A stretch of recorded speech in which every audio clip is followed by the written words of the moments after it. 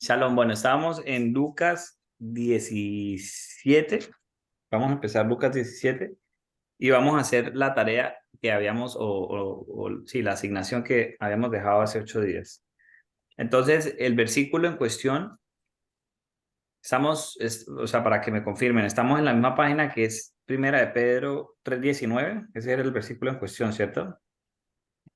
Bueno, no solamente Primera de Pedro, em, porque, o sea, una de bueno, Primera de Pedro 3:19 es una parte, yo tengo Efesios 4:8, Efesios 4:8. sí, y pues está Salmos 68:18, Salmos 139 creo que también, bueno, hay varios, pero tanto Primera de Pedro 3:19 como Efesios 4:8 creo que son imprescindibles para leerlos. Ok, yo no había revisado Efesios 4:8, pero tú lo revisaste, Martica. Sí, Ah, bueno, entonces, ok, tú nos explicas Efesios 4:8. Ok, perfecto. ¿Hay otro aparte de Efesios 4:8 y 9? pues está el Salmo 68:18, Espera, vamos. Salmo 139 del 13 al 15. mm, bueno, Tú hiciste la tarea completa, Martica. Ok, y bueno, hay pero un verso también en Segunda de Pedro, muchas veces lo encuentro. mm, bueno, entonces, eso es lo primero para analizar, ¿ok? Entonces, Miriam y Héctor, vamos a Primera de Pedro 3:19, por favor.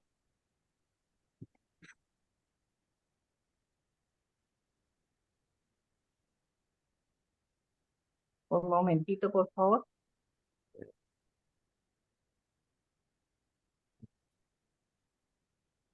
19 Sí, 3:19. dice, en el cual también fue y predicó a los espíritus encarcelados, Si quieres desde el 18, por favor. porque también Yeshua padeció una sola vez por los pecados, el justo por los injustos, para llevarnos a Dios, siendo a la verdad muerto en la carne, pero vivificado en el espíritu, en el cual también fue y predicó a los espíritus encarcelados. Ok. Bueno, entonces, si lo leemos así de entrada, eh, eso está relacionado como a la doctrina que cuando Yeshua fue crucificado, él bajó al Sheol, bajó a algún lado, pero bajó, y allá predicó a las almas o a los espíritus que no se habían arrepentido, algo así, o la gente que había muerto en el Antiguo Testamento, algo así, no sé bien cómo es la doctrina, pero sí han escuchado algo así, ¿cierto? ujú. Sí. Ok. Entonces, por ejemplo, ¿tú cómo lo ves ese versículo, Martica? Bueno, pues es que ya escuchando a Eric con la traducción, pues yo tengo en el 18, porque también Mashiach padeció una vez por los injustos para llevarnos a él, Adonai, siendo la verdad muerto en la carne, pero vivificado por el poder de Elohim. Enoc fue y predicó a las mentes cautivas, los cuales en otro tiempo fueron desobedientes cuando aquella vez esperaban la paciencia de él, Adonai, en los días de Noé, mientras se construía el arca, etc. ¿No? Entonces, lo que Eric explica ahí es que no está hablando, porque si uno lee el 18, pareciera que el 19 estuviera hablando de Mashiach, que fue y predicó a los espíritus encarcelados. Entonces, Sí, acordémonos que Ruach es ánimo, viento, mente, vida. Entonces, predicó a las mentes, a las vidas, a las personas que estaban cautivas en sus mentes por el pecado, cautivas del pecado. Entonces, y dice que Enoch, ¿por qué Enoch? Entonces dice que en la traducción, eso que dice quien también depende de las letras. Acordémonos que en hebreo hay solo consonantes y dependiendo de las vocales también se pueden entender otras palabras. Entonces, aquí dice que es esa palabra que está ahí traducida como quien también. Eric explica que en griego, bueno, yo no sé griego, tengo aquí anotado cuáles son las palabras, pero que se divide, si se dividen en tres, eh, que es en el cual también, pero sí, pero también puede ser Enoch, como Sí, están Martica, mira, escritas. lo que tú dices es, está acá, mira. Ahora, esta es una forma de verlo, ¿sí? Que a mí también me hace mucho sentido. No, no es como lo había revisado, pero también me hace mucho sentido que se haya escuchado esa explicación. Entonces aquí dice, por ejemplo, en cual también. Entonces, Eric lo que explica es que aquí el griego lo que hicieron fue que separaron esto en tres palabras, pero que aquí estas dos letras con esta y con esta forman la palabra Enoch.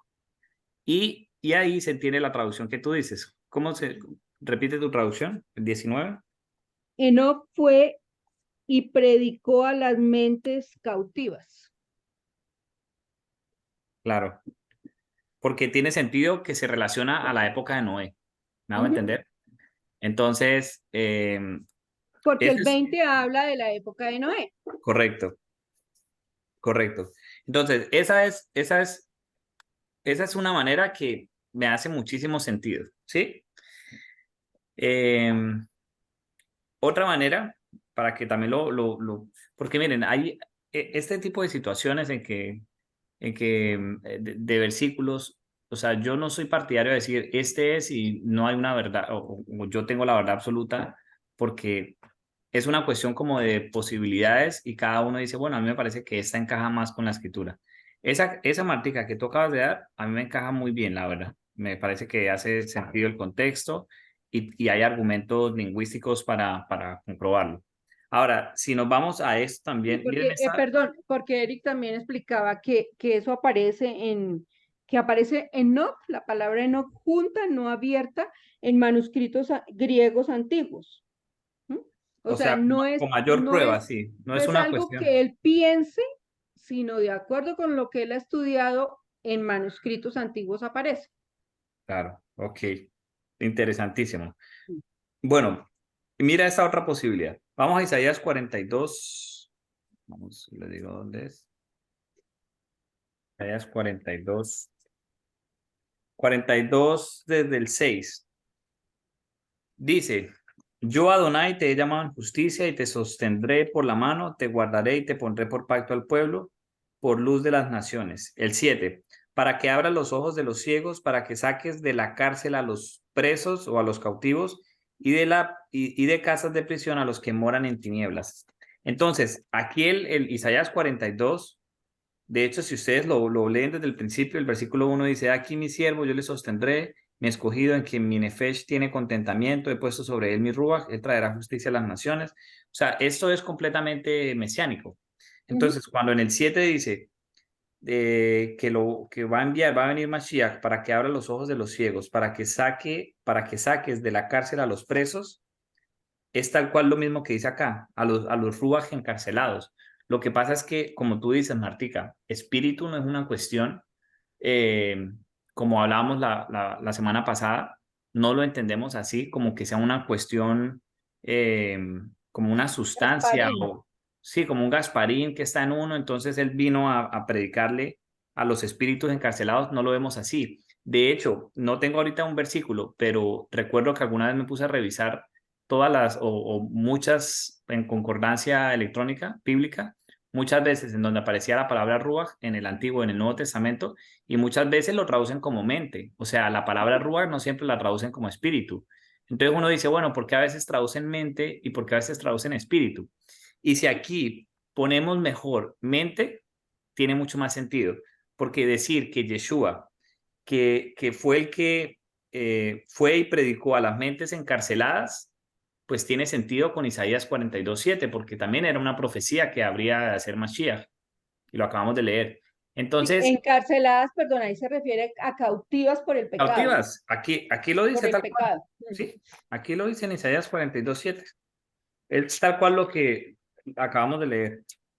Para que abra los ojos de los ciegos, que lo hizo, para que saques de la cárcel a los presos y de casas de prisión a los que moran en tinieblas.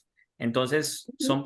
es precisamente como el pecado, la mente en cautiverio, antes de Mashiach. Entonces, hay esas dos exposiciones.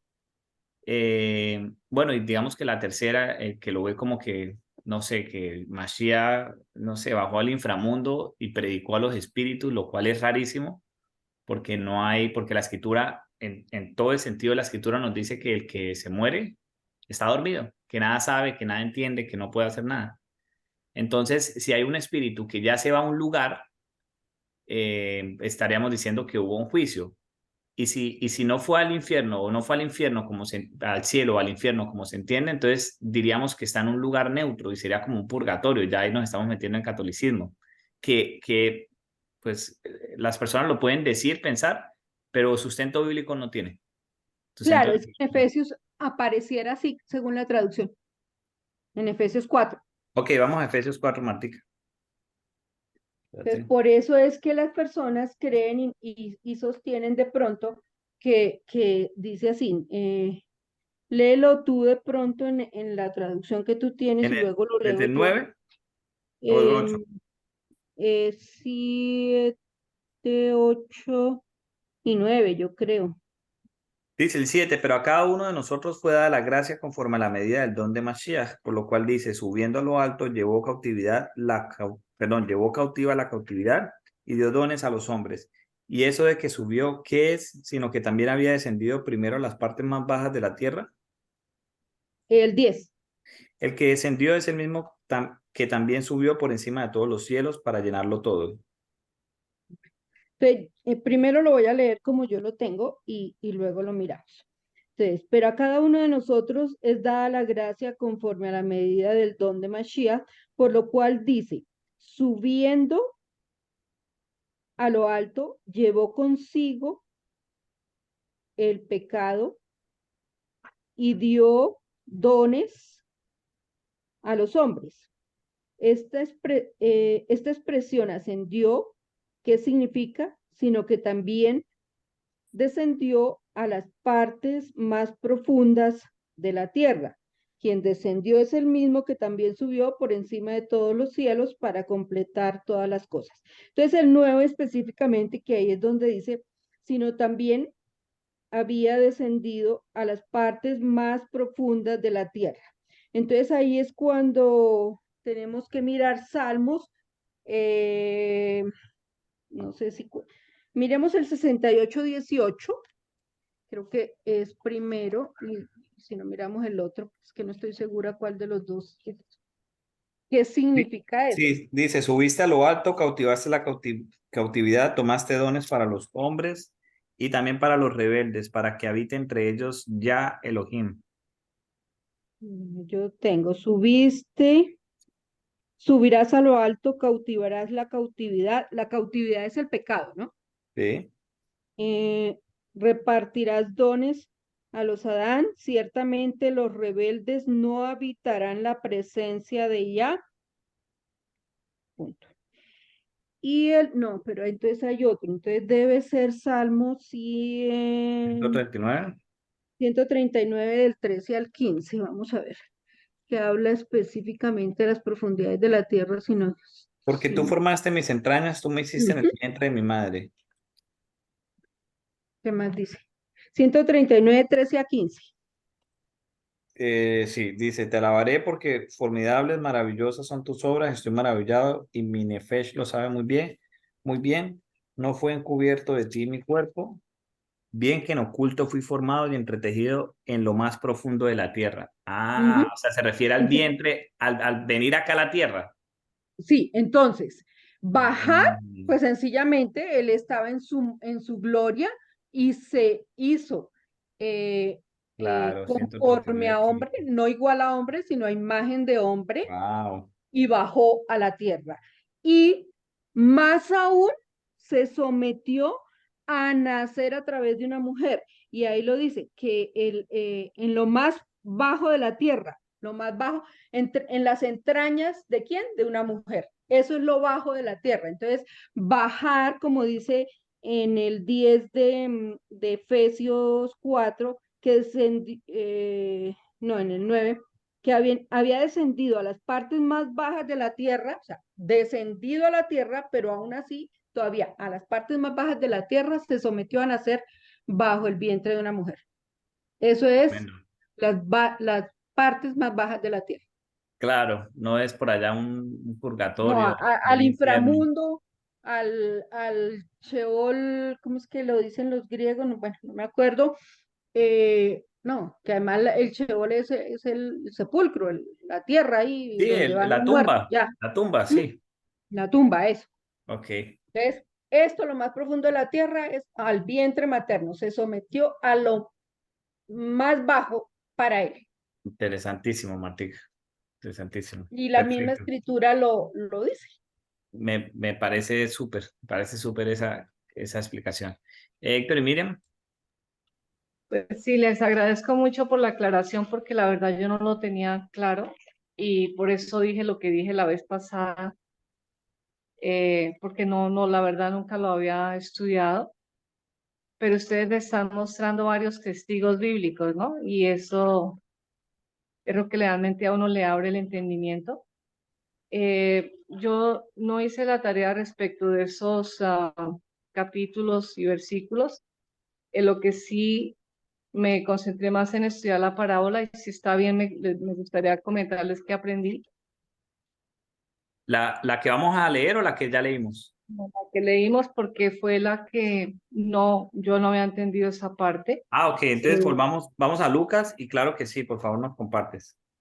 No, y todos hemos aprendido, no te afanes, Miriam, porque es que esto lo hemos ido aprendiendo oh, poco a poco y año tras año. No, y a uno lo ujú. escucha una vez, pero pues a uno no se le Y a queda veces siempre se le todo. olvida. Entonces, por eso hace 8 días yo sabía que no, o sea, que había una explicación más lógica respecto a que Jesús Mm, bajó y predicó a los espíritus encarcelados, como que yo sabía que no, pero mira que Ah, el estudiar nos obliga a, pues, a claro. memorizar cosas. Entonces, pero sí, entonces tú dices nos vas a compartir algo de la parábola de Rico y Lázaro, de ¿cierto? Lucas. Sí, realmente, si tú miras, o ustedes miran en el pasaje bíblico, Yeshua no le está hablando a fariseos ni a gente del mundo, él está hablando a sus discípulos, ¿sí?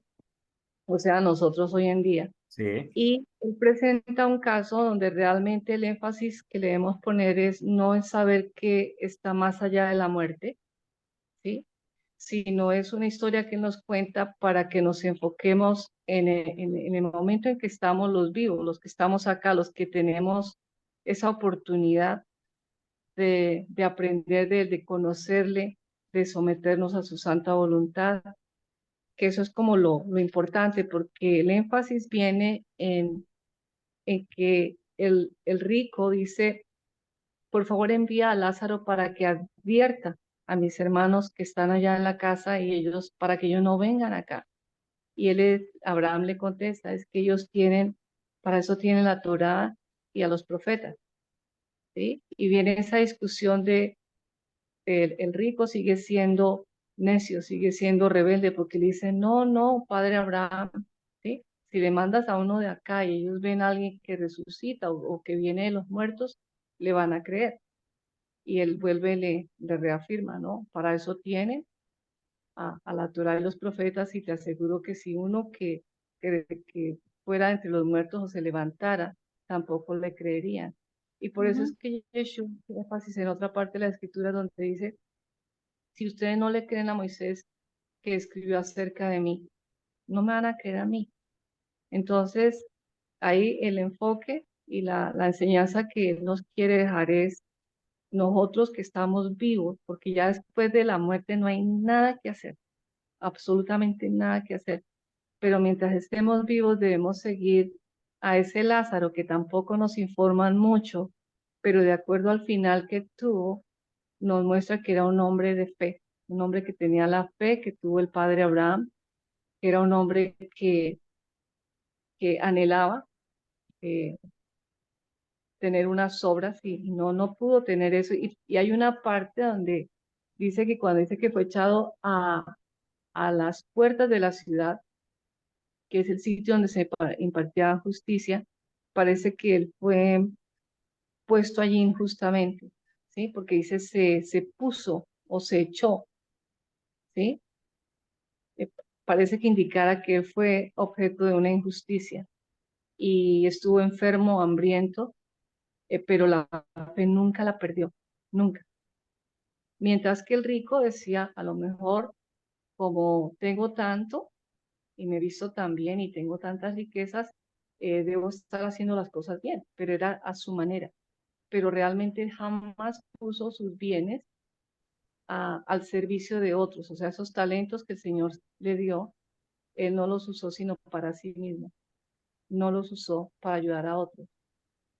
Entonces, eso fue lo que vi, que el enfoque nuestro debe ser en esa enseñanza de que bendito sea Dios, tenemos, oh, tengo que corregir esa parte, Y sabes bendecido sea, que, exaltado sea que Él nos deja, estamos con la Torá y tenemos acceso fácil en estos momentos de nuestras vidas y es lo que debemos aprovechar, estudiarla, escudriñarla, porque ahí es donde está dice, porque os parece que encontráis la vida eterna. ¿Mm? ¿Sí? ¿Vas a decir algo? sí, que eso que dices que al parecer sufrió alguna injusticia y padeció alguna injusticia Lázaro, pues tiene sentido con respecto a lo que viene en la historia, ¿no? Sí, Entonces habla de quienes ponen tropiezo y de los que intentan o son de ocasión de caer para un creyente, pudiera ser. Entonces, bueno, muchas gracias por compartir, mira, excelente aporte. de nada. Ok, Martica, ¿nos quieres ayudar, por favor, con el capítulo 17, del versículo 1 al 4? Ok. Yehoshua dijo a sus discípulos, imposible es que no vengan escándalos, mas hay de aquel por quien vienen estos. Mejor le fuera si le pusiese al cuello una piedra de molino y se lanzasen en el mar que escandalizara a uno de estos pequeñitos. Mirad por vosotros, si tu hermano te ofende, repréndele, y si hiciere teshuvá, perdónale. Si 7 veces al día ofende contra ti, y 7 veces al día se volviera a ti, diciendo, perdóname, perdónale. Bueno, Martica, explícanos eso y cómo lo podemos aplicar. Pues, bueno, primero el título como que nos da una idea, ocasiones de caer, eh, que estando como en este mundo es imposible que no vengan los tropiezos, los lamentos eh, y todas las aflicciones que ya sabemos que en este mundo las vamos a tener, mm, pero el problema es por quién viene. ¿M? Entonces, primero debemos pensar que no es el hermano por el que vienen, sino es el enemigo que está usando a las personas y la maldad que nos rodea para atacarnos, o sea, para el día que nosotros, o sea, porque por eso dice más adelante que si viene y dice perdónale, que si le perdonas, pues hay que perdonarlo, porque no es de él mismo, sino es del enemigo que está usando todas las herramientas y todo lo que tiene a mano para hacernos caer a nosotros, para que veamos las cosas mal, para que tropecemos. Entonces, ¿y de quién se refiere que es mejor que le aten al cuello una piedra de molino? Pues al enemigo, no es al hermano, no es a la persona, es a la maldad, y la maldad es el adversario, ¿m? Es Hasatán, y él va a tener su juicio, no es la persona en sí. Y tropezar uno de estos pequeñitos, pues somos nosotros, ¿no? Los siervos. Pequeñitos son los siervos, los que sirven, eh, y nos está llamando a que estemos pendientes. Mirad por vosotros mismos. Si tu hermano pecare contra ti, repréndele. y si se arrepintiere, perdónale. O sea, yo no tengo que ir en contra del hermano. Aquí está claramente que no es contra cualquiera. O sea, los de afuera son una cosa, pero eso a veces cuando alguno habla, yo pregunto, ¿es creyente? Porque un tratamiento tiene el creyente y un tratamiento diferente tiene el no creyente. No que vaya a ser displicente con el no creyente o que no le llamemos al arrepentimiento, no, pero el creyente tiene leyes y normas que se debe sujetar a esas normas. Entonces, por eso ahí dice, repréndele. Yo cuando le reprendo a mi hijo, porque primero le he enseñado algo, luego lo reprendo. No es que yo lo voy reprendiendo sin haberle enseñado primero. ¿Mm? Entonces, al reprender al hermano es porque ya tiene un conocimiento. Repréndele. Y si se arrepiente, porque volvió a lo que ya había aprendido, se le perdona y ya. Ahí sí, no se llama más es que usted hace 8 años, es que usted hace 5 años, es que el año pasado, es que hace un mes, nada, perdonado. ¿Mm? Y si 7 veces al día pecare contra ti y 7 veces al día volviere a ti diciendo, me arrepiento, perdona. O sea, ahí hay dos situaciones que me parecen fabulosas porque, o sea, primero, uno podría pensar, pero 7 veces no aprende o está jugando. O sea, yo me equivoco y me equivoco y me equivoco. Porque yo sé que él me va a perdonar. Puede suceder eso, pero también puede suceder es que está en el aprendizaje y se equivoca, como nosotros. Al principio nos equivocamos, nos equivocamos y nos equivocamos. ¿Acaso no nos equivocamos más de 7 veces con una misma cosa y vinimos a él y nos perdonó? ¿Mm? Esa es una situación. Y la otra es el que perdona. O sea, sí, ya sabemos que si es Adonai el que perdona, eso no tenemos duda de que Él nos perdona si venimos arrepentidos de verdad y no querer volver a hacer lo que hicimos.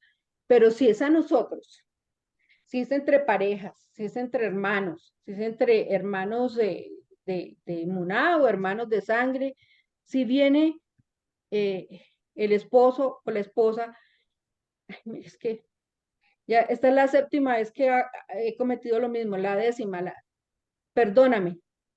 Pero es que usted siempre hace lo mismo. Ahí no dice que hagamos eso. Dice, perdónale, perdónale. Claro, tiene que ser con el propósito de que esa persona que está pidiendo perdón se está esforzando por no volver a cometer el mismo pecado, ¿verdad? No, no es que estoy siendo conchudo para ir no, como me perdona, como me tiene que perdonar, pues yo sigo cometiéndolo porque me tiene que perdonar. No, no se trata de eso. O sea, se trata de que como somos pecadores, porque somos pecadores, lo dice Romanos 3, entonces tenemos que tener primero más cuidado y cuando estamos educándonos en la emuná, nos vamos a equivocar, pero tenemos que ir mejorando. Si la vuelta era de 360, entonces la siguiente de 345, de 300, hasta que llegamos a cero. O sea, yo no sé cuántas veces tenemos que volver a dar la vuelta hasta que sea cero y ya no damos la vuelta, mejor dicho. ¿Mm? Entonces, pues hay que tener cuidado con eso. Que en esta carne es difícil, porque es que yo sé que cuando uno no le gusta algo y le da malestar con algo, uno siempre como que es reactivo, ¿no? Entonces, callar, porque es más fácil no ser reactivo con los de afuera, pero con los de los cercanos es muy fácil ser reactivo. ¿Mm? ¿Por qué? No debería ser al revés. Con los que uno ama y los cercanos, los que están a nuestro alrededor. O sea, lo digo por mí misma, porque es que yo como mamá también, mal que ha cometido sus errores y ya, pero es que cuántas veces le he dicho. ¿Mm? Claro. Aunque es normal en la carne, no es lo ideal, No es el deber ser, el correcto. deber ser. Ok. Mira mi Héctor.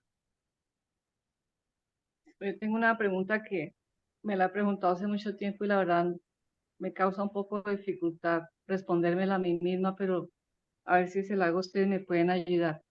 Y es, si alguien le hace a uno algo muy malo y esa persona nunca le pide perdón, o hasta el día de hoy no pide perdón, ¿uno la debe perdonar? Sí, sí, Claro. Y tu bienestar. Sí, pero es que hay un principio que dice que uno debe reprenderlo, digamos que eso ya se agotó, pero Ujú, la persona no se arrepiente. sí, pero tú lo perdonas. Mira, ellos conocen de varios testimonios míos que me hicieron cosas terribles, Por unas una llamada. personas, y ninguno me pidió perdón, pero yo los tuve que perdonar. ¿Por qué? Porque yo era la que necesitaba sanidad. Yo era la que Sí. necesitaba perdonar, yo era la que necesitaba estar cerca de Adonai, yo era la que necesitaba de Adonai, yo era la que necesitaba la oración, el perdón, era yo, no el otro. El otro, el día del juicio responderá. Mira, puedes leer, por favor,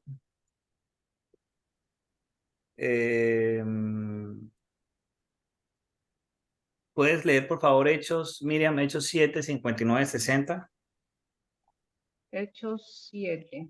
Espérate un segundito que no tengo estoy mirando en el computador. Hechos 7. ¿Y qué Hechos versículo? 7, versículos 59 y 60. 59 y 60. Y apedreaban a Esteban mientras él invocaba y decía, Señor, Yeshua, recibe mi espíritu.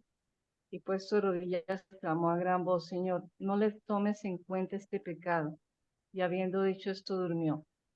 Ahora, acabamos de leer esto. Ya más o menos, ya más o menos con esto tenemos una base interesante para responder tu pregunta, ¿no crees? Yo eso lo entiendo bien y muchas veces lo he dicho, por favor no les tomes en cuenta este pecado cuando la persona peca contra uno, ¿sí? Pero yo hablo desde si la persona no pide, nunca perdón. Mira, Porque cuando Esteban dice esto, básicamente en palabras castas, Esteban está diciéndole a Dios, perdónalos. Imagínate Ujú, cómo sería eso de yo, o no hablemos de Esteban, estar diciéndoles, Dios, perdónalos, pero eso sí, yo no los he perdonado. Yo no, No, imposible. sería irónico, ¿cierto? Entonces, Sí, si claro. Esteban no, está no. pidiendo perdón por ellos, está intercediendo por ellos, significa que él mismo ya los perdonó. Entonces, si tú en oración, que lo acabas de decir, has pedido perdón por Ujú. ellos, sería irónico que tú no los perdonaras, porque no puedes pedir a Dios que haga No algo que tú. perdoné. Correcto. No, es el evento de que la persona no me haya pedido perdón. ¿Yo cómo hago para perdonarla o hacerle saber que yo la perdoné si no me pidió Ah, no, perdón?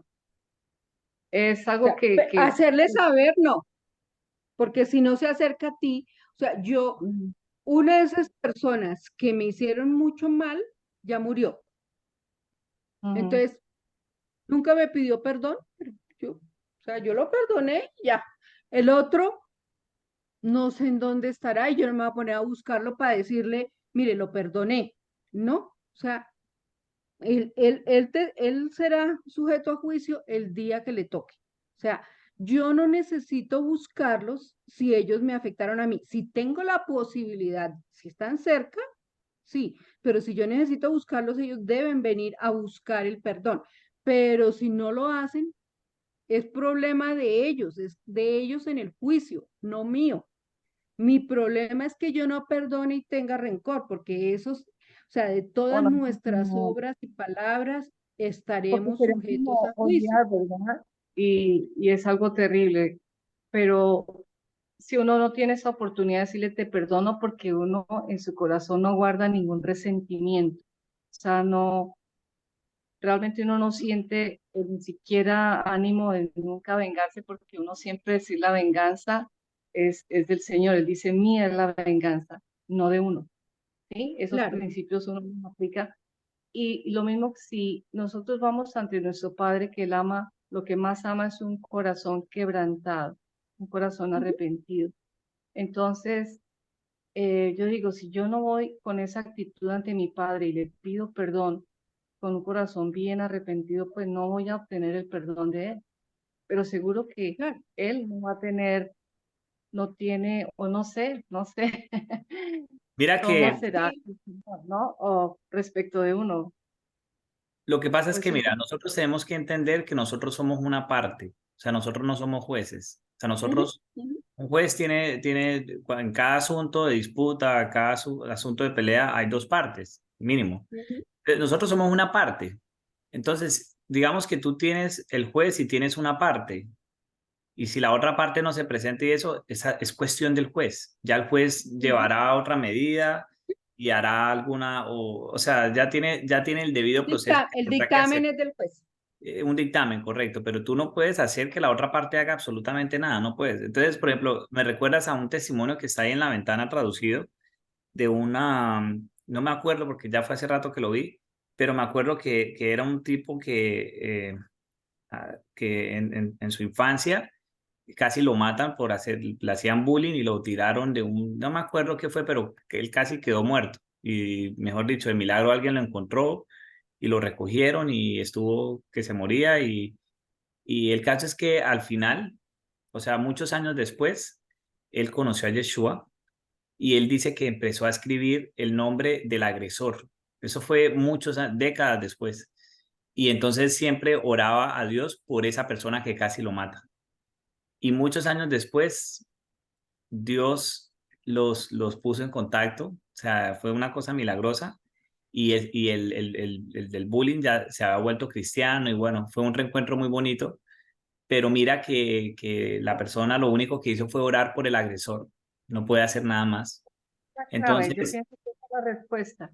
Si la persona no viene a mí y yo no le tengo ningún sentimiento adverso ni deseo vengarme, esa es la respuesta. Debo orar por esa persona, orar por porque esa esa Ujú. persona, persona se arrepienta y pueda llegar a salvarse.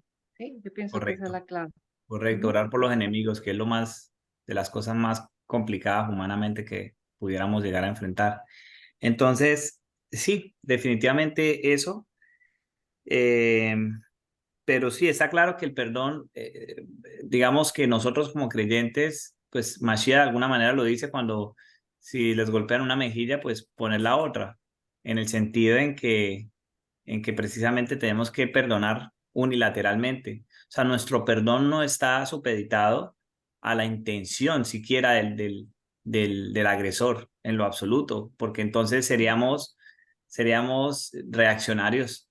Entonces actuaríamos conforme a cómo actúan con nosotros. Y si nos dan mal, pues no pagaríamos con bien. A lo sumo seríamos neutros, pero no pagaríamos con bien. Y estamos llamados a, inclusive cuando recibimos mal, pagar con bien. No solamente no pagar mal, porque no pagar mal es relativamente más fácil. Es más fácil. Digo que qué mejor que orar por la persona, porque mira que Eso es pagar con bien.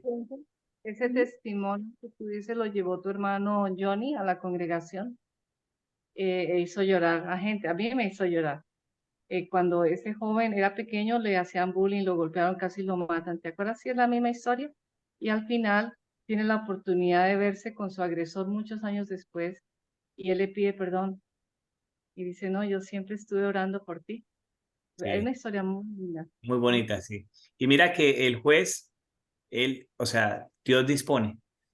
Entonces nosotros tenemos que saber nuestra posición, somos una parte y ya, y tenemos que hacer nuestro debido proceso y ya. Pero sí, definitivamente tenemos bastantes precedentes como para, pues, saber cuál es el debido proceso en esos casos. Bueno, yo quisiera decir varios puntos de estos versículos, ¿sí? De Y bueno, ya llevamos un buen tiempo, pero no pasa nada, sí. No sé si vayamos a avanzar mucho más, pero lo que me llama la atención primeramente es que, eh, primero aquí está hablando a los discípulos, ¿ok? Entonces, no es un dato menor. Segundo, Ujú. cuando dice acá, imposible es que no vengan tropiezos. En otras palabras, es posible que vengan tropiezos. O sea, o sea, va a suceder, van a haber tropiezos, es natural. Entonces, en esta vida vamos a tener tropiezos, ¿ok? Mashiach lo dijo, en este mundo tendréis aflicciones, pero tranquilos, yo he vencido el mundo. Entonces, que somos creyentes, que hemos sido injertados en el pueblo de Dios, en Israel, que hemos recibido promesas de vida eterna. Y eso no significa que aquí vamos a recibir todo a pedir de boca y que vamos a todo es color de rosas. O sea, tenemos la obligación de que por estar en esta tierra vamos a tener tropiezos, vamos a ser pasados por tropiezos, ¿listo? Todo el mundo, absolutamente todos los creyentes. Entonces, cuando uno dice, oiga, bueno, yo me voy a caer, o sea, yo me voy a tropezar, la pregunta es, ok, ¿y qué hacemos? ¿Cómo debemos reaccionar en ese tipo de situaciones? Esa sería la pregunta. Pero no, la pregunta no es si vamos a tropezar o no, ¿ok? Está claro, ¿no? Ok. Ahora, aquí hay que saber, esto es una de las cosas que siempre me ha llamado la atención y es el porqué de las cosas.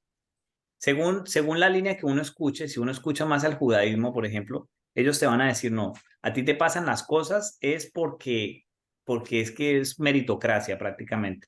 Entonces, si tú estás haciendo, según ellos, como dicen, según las reglas del judaísmo y estás haciendo en santidad, caminando todo, y te pasan cosas aparentemente injustas o injustas, ellos dicen, bueno, de pronto es que algo no te estás dando cuenta o algo, alguna situación, o en el peor de los casos fue que en otra vida hiciste algo malo y lo estás pagando en esta vida, que es una cuestión que no es bíblica. Yo lo traigo a colación porque me gustaría que aclaremos esa perspectiva desde el Evangelio. Y la perspectiva del Evangelio es que vamos a pasar por situaciones adversas sin importar qué. Punto. Y que Dios, como juez justo, es el encargado de hacer juicio de la venganza. O sea, Él no dice, y ustedes vayan y ataquen a quien les causó eso. Él dice, mejor dicho, como quien dice, el causante de eso, va a tener su juicio y Él es el encargado de hacer ese juicio.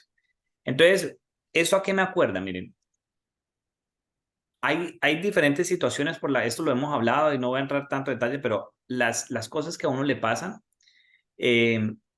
a uno por el caso de siempre, que siempre decimos, el caso de Job, que Job no tenía ninguna situación por corregir, por lo menos la escritura no lo dice, y de hecho la escritura dice que él era uno de los tres justos, junto con Noé, Daniel, el profeta, y Job, y una o lo que le sucedió a Job fue con motivo de acusar al enemigo, porque el enemigo quería acusar a Job y terminó siendo acusado él. Entonces, eso es una razón, pero hay otras razones. Una de las razones es verdad que es porque nos estamos desviando. Entonces, cuando nos pasan cosas adversas, la primera pregunta, humildemente, sea quien sea, todos los creyentes tenemos que preguntarnos, ok, ¿será que hay algo que debo corregir? ¿Será que Adonai me está corrigiendo en alguna situación? Entonces, o sea, eso es algo que tenemos que saberlo. Y una tercera situación es sencillamente una cuestión de refinamiento. Entonces, Dios nos pasa por situaciones para que nosotros crezcamos en experiencia. Entonces, por ejemplo, lo que decíamos antes, ustedes se imaginan, por muy buen hijo que haya sido, según lo percibimos en la escritura, por muy temeroso de Dios, ustedes se imaginan qué hubiera pasado con hijo de Jacob, con José, hijo de Jacob, si él no pasa por el proceso de que los hermanos lo venden, ¿qué pasaría si, no sé, pasa una caravana y directamente lo ponen de mano derecha de Faraón? Probablemente por el corazón humano, por la naturaleza humana, probablemente hubiera desarrollado comportamientos déspotas, probablemente no hubiera tenido la humildad de reconocer que estaba ahí porque Dios lo había puesto, seguramente habría sido vengativo con sus hermanos, no sé, muchas cosas. Pero vemos que Joseph pasó por una situación de refinamiento, para mí una de las más difíciles, la verdad, porque pagar cárcel, pasar entre la vendida de los hermanos y la cárcel fueron como 10 años. Martica, ¿me corriges? Fueron como unos 10 Sí, años. en total creo que fueron 17 o algo así Bueno, me tengo en la imagínate, cabeza, pero no sé, pero sí más de imagínate, 10. hablemos de 10 años, no hablemos como pero 17 años que cualquiera diría, oiga, pero es de injusticia porque él estaba en la Mm. cárcel injustamente. O sea, indudablemente se había cometido una injusticia o él no había hecho lo necesario para estar en la cárcel. Y aún así Dios lo pasó por ahí. Entonces, nosotros somos más que Joseph, que Dios no nos pueda pasar por cárceles, por ejemplo. Ahora, yo esto lo digo con mucho temor, ¿no? O sea, de que claro. aquí uno sentadito en la sala de la casa, pues uno lo dice como con Mm, esa tranquilidad, pero la verdad es que estos procesos de refinamiento son necesarios, pero nunca son agradables a la carne, jamás. Y lo digo porque cuando yo pienso en mis propios procesos hasta ahora, que Dios me ha hecho pasar a nivel personal, o sea, yo valoro muchísimo las experiencias, pero si a mí me dicen, venga, lo vamos a poner otra vez en ese instante, yo digo, uff, me da como un escalofrío. Eh, a pesar de que ya pasó la situación y a pesar de que reconozco los frutos, como dice la escritura, en principio la disciplina no parece causa de gozo. Entiéndase, la disciplina ese proceso de refinamiento, no como un castigo de que te portaste mal, porque vemos que en el caso de Joseph, de hecho, él no se había portado mal. Es más un proceso de refinamiento que de castigo. ujú, En principio, la disciplina no parece causa de gozo, sino ujú. de tristeza. O sea, ese refinamiento no parece causa de gozo. En lo absoluto parece causa de gozo. Ninguno que haya estado en la escritura, que haya pasado un proceso de refinamiento, disfruta, ¿no? Se aferran a Dios y piden ayuda a Dios. Inclusive Joseph en la cárcel le dijo al copero, acuérdate de mí cuando, o al panadero, no me acuerdo, acuérdate de mí cuando salgas de la cárcel y cuando el rey te ponga allá, acuérdate de mí. O sea, intentó humanamente salirse de ahí. Pero ¿qué pasó? No fue en ese tiempo, fue cuando Dios lo sacó. Entonces, definitivamente, en principio, la disciplina, el refinamiento, la experiencia no parece causa de gozo, sino de tristeza, pero después, Final, apacible de justicia a quien en ella ha sido ejercitado. Entonces, amén. hay que entender que eso es insignia nuestra como creyentes. Repito, se dice fácil, pero precisamente es un proceso donde definitivamente fortalecemos la emuná, fortalecemos la cercanía con Adonai. Ahora, ya sabiendo de aquí en el primer versículo que esto es supremamente, mejor dicho, esto es como el, no sé, como el diploma del creyente, o sea, creo que no se puede ser creyente sin tener experiencia con Dios. Cuando nosotros decimos experiencia con Dios, que lo hemos dicho en varios estudios, que claro, que es muy bueno el oír, pero nada como dice Job. Yo de oídas te había oído, pero ahora mis ojos te ven. Esa experiencia con Dios ineludiblemente va asociada a, a esos procesos de refinamiento.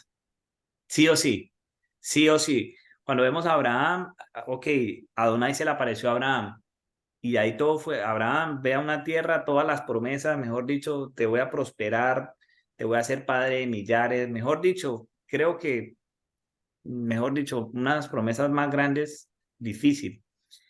Y empieza el trayecto de Abraham y hay hambre en la tierra y está asustado porque el rey tenía miedo que lo iba a matar por querer tomar su mujer y después vuelve y le pasa. O sea, vienen todos esos procesos que uno dice, uy, pero, o sea, el concepto que uno entendería de que Dios está conmigo, no, como nos enseñaron, no se asocia a ese tipo de procesos. Y así con cada uno, con absolutamente cada uno. Y cuando vemos a los apóstoles y cuando vemos los profetas, o sea, por eso digo, es el diploma de nosotros como creyentes. Entonces, Dios igual, Dios igual aquí nos dice que, que cualquiera que cause esas injusticias, por ejemplo, el caso de Joseph, volvamos al caso de Joseph, hubo una injusticia, sí, que Dios lo utilizó para ponerlo como mano derecha de Faraón, ¿cierto? El día, no sé si en ese momento, porque puede ser, la escritura no nos dice qué pasó con Potifar, Potifar, sí. La escritura no nos dice qué pasó, no sé si Dios como que hizo juicio de esa situación, de esa injusticia, porque es una injusticia, o no sé si la hará después. Independientemente, no nos corresponde esa parte. Nos corresponde saber que Dios es juez de esas cosas, pero inclusive en esa situación que fue de injusticia, Dios digamos que la tornó en una experiencia de refinamiento, a pesar de que Él se reserva el juicio de esa injusticia. No sé si me hago entender. Entonces, hay que tener eso presente. ¿Listo? O sea, hay que saber que nosotros no somos jueces. Imagínense si Joseph salió de la cárcel, mano derecha de Faraón, y empieza a decir, bueno, ahora sí, Potifar, venga para acá, o mujer de Potifar, porque dicen también que Potifar, de hecho, lo estimaba tanto que, bueno, aunque él dice que se enfureció, pero que en vez de matarlo, lo metió a la cárcel. Independientemente, hay una injusticia, sea de Potifar o de la mujer o de quien sea, o las culpas repartidas, pero Joseph no se puso en la posición de mano derecha de Faraón y dijo, ahora sí, ya voy a aprovechar el poder que Dios me dio y ustedes hicieron una injusticia, pues igual yo voy a ser juez sobre esas cosas y esa Ujú. justicia personal la voy a asumir yo. Él no hizo eso. Entonces hay que saber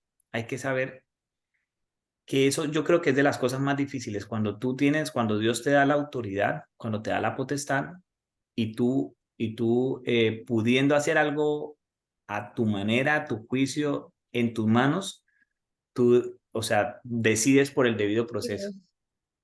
Héctor y Miriam, Sí, ahora que te estás contando la historia de José, lo más admirable de él era la confianza absoluta en Dios. No importaban los problemas, los sufrimientos, él sabía que Dios estaba con él. ¿Tú te acuerdas que en la cárcel él empezó a administrar la cárcel y a volverlo un lugar agradable, tanto que se ganó la confianza del carcelero? Él sabía que Dios estaba con él. Y eso es algo que nosotros debemos aprender. Viviremos momentos muy difíciles en los últimos días, pero tenemos la certeza de que Dios está con nosotros todo el tiempo. así sea en la cárcel, imagínate. Y cárcel es cárcel. O sea, la cárcel más bonita del mundo yo creo que es igual horrible. Eh, ok, y respecto a, sí, definitivamente tenemos que, cuando dice 7 veces al día pecar contra ti, 7 veces al día volver a ti diciendo me arrepiento, perdónale. Entonces, otra cosa que me gustaría aclarar, esto definitivamente está asociado en un marco de creyentes. ¿Por qué lo Ujú. digo? Porque si estuviéramos entre no creyentes, una persona, por ejemplo, no sé, hace algo ilegal y lo toma para provecho. Cuando yo veo esto que dice perdónale 7 veces, yo lo que veo es que definitivamente hay un progreso en cada una de las pedidas de perdón, porque hay arrepentimiento y el arrepentimiento incluye restauración. Por ejemplo, un ejemplo sencillo que yo creo que ilustra los demás pecados contra la Torá. Pero, por ejemplo, un ladrón, entonces, no, te robé $100, ok, listo, me arrepiento, te pido perdón, ok, bueno, ahora me tienes que pagar una cuarta parte, ahora me tienes que dar $120. Eh, yo no creo que vayas a seguir haciendo eso constantemente porque pues no va a ser negocio para la persona. Entonces, definitivamente, si me pidió perdón por $100, ya la próxima vez me va a pedir perdón por otra cosa porque ya hubo un arrepentimiento que de hecho tuvo un precio para el hermano. Por poner un ejemplo, obviamente, como lo hago porque es ilustrativo, pero de esa manera tiene que suceder, porque si no hay mejora, definitivamente, pues yo pensaría que de alguna manera no hay arrepentimiento, porque yo creo que cuando hay arrepentimiento, eh, uno mejora sí o sí, así sea un 1%, pero está implícita una mejora. Entonces, lo veo de esa manera. Y no quiere decir que ahora si un día vemos que alguien no solamente no mejoró, sino que empeoró, entonces no lo perdonemos, no, pero definitivamente puede ser que las condiciones hayan cambiado, que no sean las mismas, pero creo que como regla general implica una mejora. Eso creo. Bueno, chicos, ¿algo más que quieran agregar? Yo creo que se nos pasó el tiempo y yo creo que es bueno que lo dejemos hasta acá. ¿Listo? ¿O alguien más quiere agregar algo? Pues ya damos por terminado hoy. Bueno, sí, de pronto que 7 veces, o sea, entonces sí, la octava ya no lo perdono. Sí, no No, es una cuestión acordémonos numérica. que en otra parte Yahushua mandó perdonar 70 veces 7, ¿no? O sea, eso quiere decir todas, todas. Todas las veces en esta tierra que hagan falta. Ujú, Diarias, ¿no? ujú. 7 veces al día, dice. Son diarias. Sí, pero digamos que sean 8, la octava ofensa diaria no se perdona. No, no, quiere decir 7 está asociado a los 7 días de la creación, a todo lo que pasa en este mundo. 7 está asociado Ujú. A lo a natural de este mundo. todas las veces, exacto, con relación a este mundo. Entonces, sí, obviamente no es una cuestión numérica. Bueno, chicos, vamos a dejar por ahora acá. Shalom y nos vemos si Adonai nos permite la próxima semana. Ok. ¿Y en Shabbat no? Sí, el Shabbat, espera, ya voy a cortar aquí el video.